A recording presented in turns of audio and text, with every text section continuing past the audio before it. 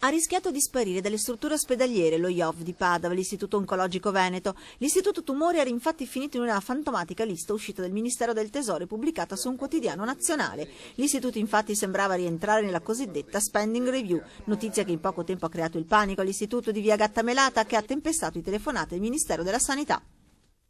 Questa è una cosa che testimonia del momento di dilettantismo che sta affrontando l'Italia e che spero superi rapidamente, perché da un lato non si sa chi abbia dato questa lista. Questa mattina ho chiamato il Ministero e mi hanno detto esce dal Tesoro e l'ha data a qualche giornalista.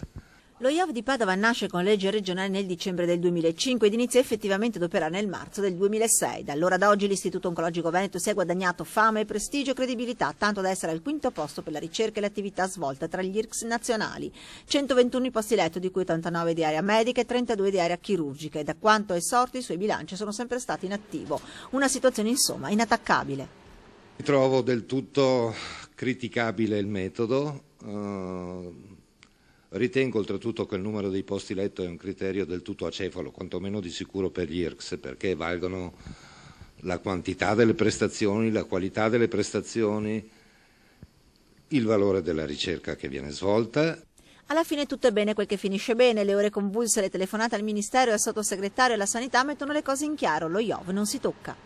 Mi sento di rassicurare la popolazione e vorrei anche confortare tutti quelli che lavorano, perché vedere queste notizie lanciate così è ovvio che desta preoccupazione. Possibilità che sia chiuso l'Istituto Oncologico Veneto? Zero.